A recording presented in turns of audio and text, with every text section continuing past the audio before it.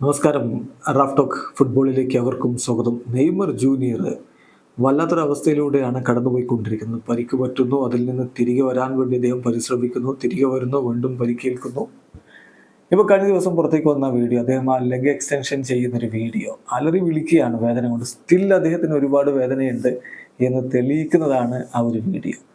എന്നിട്ടും അദ്ദേഹം കഠിനമായി പരിശ്രമിക്കുകയാണ്. അതിൽ നിന്ന് തിരികെ വന്ന് വീണ്ടും തനിക്ക് ഏറ്റവും പ്രിയപ്പെട്ട കാര്യം ഫുട്ബോൾ കളിക്കുക എന്നുള്ളത് യാഥാർത്ഥ്യമാക്കാൻ വേണ്ടി അദ്ദേഹം ഇപ്പോഴും പരിശ്രമിച്ചുകൊണ്ടേയിരിക്കുകയാണ്.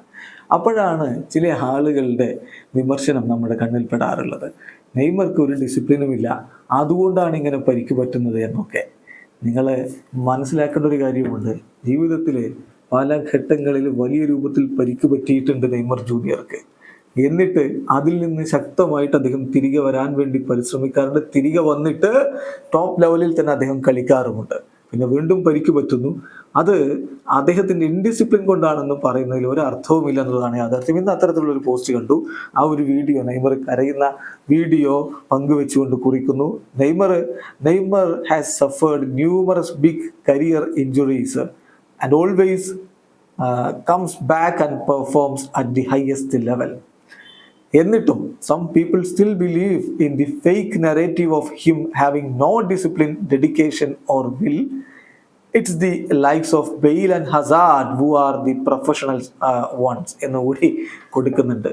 നെയ്മറെ ഇൻഡിസിപ്ലിൻഡ് ആയിട്ടുള്ള ആളാണെന്ന് പറയുന്നവരാണെങ്കിൽ ബെയിലിനെയും ഹസാർഡിനെയും ഒക്കെ പ്രൊഫഷണൽസ് എന്ന് വിളിക്കാനും തയ്യാറാവുന്നുണ്ട്. അത് എന്ത് അർത്ഥത്തിലാണ്? അത് ഡബിൾ സ്റ്റാൻഡേർഡ് ആണ് എന്ന് ചൂണ്ടിക്കാണിക്കുന്നത്. ഏതായാലും നെയ്മർ ജൂനിയറുടെ കാര്യത്തിൽ പരിക്ക് പറ്റുന്നു.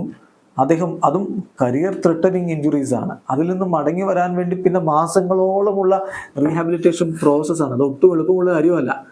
അതിലൂടെ അദ്ദേഹം കടന്നു പോകുന്നു. വേദനാജനകമായ അനുഭവങ്ങളിലൂടെ കടന്നു പോകുന്നു. വീണ്ടും അദ്ദേഹം കളിക്കാൻ തയ്യാറാവുന്നു.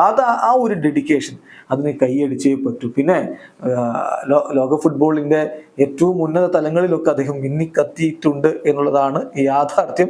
വേൾഡ് കപ്പിലെ മാത്രം ചില കണക്കുകൾ നമ്മളൊന്ന് പരിശോധിക്കുകയാണ്. നെയ്മർ ജൂനിയറുടെ വേൾഡ് കപ്പിലെ കണക്കുകൾ 13 മത്സരങ്ങളാണ് അദ്ദേഹം വേൾഡ് കപ്പ് കളിച്ചിട്ടുള്ളത്. അതിൽ 8 ഗോളുകൾ അദ്ദേഹം നേടിയിട്ടുണ്ട്. 13 കളികളിൽ നിന്ന് വേൾഡ് കപ്പിൽ നെയ്മർ 8 ഗോളുകൾ നേടിയിട്ടുണ്ട്. 3 അസിസ്റ്റുകൾ ഉണ്ട്. അതായത് 11 ഗോൾ കോൺട്രിബ്യൂഷൻസ് ഉണ്ട്. 42 ചാൻസസ് അദ്ദേഹം ക്രിയേറ്റ് ചെയ്തിട്ടുണ്ട്. 45 ഡ്രിബിളിങ്ങുകൾ ഉണ്ട്. 123 ഡിവൽസ് വിൻ ചെയ്തിട്ടുണ്ട്.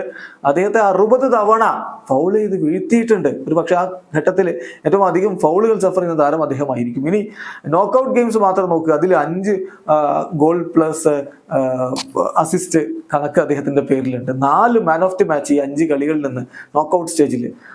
ഒരു തവണ world cup team of the, അതായത് ടൂർണമെന്റ് ടീമിൽ അദ്ദേഹം ഉണ്ടായിരുന്നു. ഒരു ബ്രോൺസ് ബൂട്ട് അദ്ദേഹം നേടിയിട്ടുണ്ട്.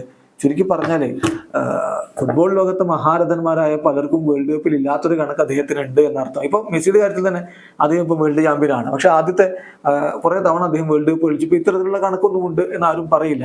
പ്രത്യേകിച്ച് കഴിഞ്ഞ വേൾഡ് കപ്പിലാണ് അദ്ദേഹത്തിന് നോക്കൌട്ട് ഗോളുകളും മറ്റുമൊക്കെ നമ്മൾ കാണുന്നത്. ഒടുവിൽ അദ്ദേഹം അർഹിച്ച പോലെ കിരീടത്തിലേക്ക് പോവുകയും ചെയ്തു. അതുപോലെ തന്നെ മറ്റു പലരും ഇപ്പോഴും നോക്കൌട്ട് സ്റ്റേജിൽ ഗോളുകളൊന്നും ഇല്ലാതെ നിൽക്കുകയും ചെയ്തു. ആ ഘട്ടത്തിലാണ് നെയ്മർ ജൂനിയർ ഇത്തരത്തിലുള്ള പെർഫോമൻസ് വേൾഡ് കപ്പിൽ അടക്കം നടത്തിയിട്ടുള്ളത്. അപ്പോൾ പരിക്ക് വന്നു എന്നുള്ളത് കൊണ്ട് അദ്ദേഹം ഇൻഡിസിപ്ലിൻഡ് ആണ്, അദ്ദേഹത്തിന്റെ കളിയോടുള്ള ആത്മാർത്ഥത കുറവാണ് എന്ന് പറയുന്നത് ഒരു അർത്ഥവുമില്ല. അധികം വൈകാതെ നെയ്മർ കളിക്കളത്തിലേക്ക് തിരികെ വരും. 2026 വേൾഡ് കപ്പ് അദ്ദേഹത്തിൻ്റെതാകും എന്നൊക്കെയുള്ള പ്രതീക്ഷയിലാണ് അദ്ദേഹത്തിന്റെ ആരാധകർ. വീഡിയോ അവസാനിക്കുന്ന ഫുട്ബോൾ ലോകത്തെ കൂടുതൽ വിശേഷങ്ങളുമായി റാഫ് ടോക്സ് എത്താം.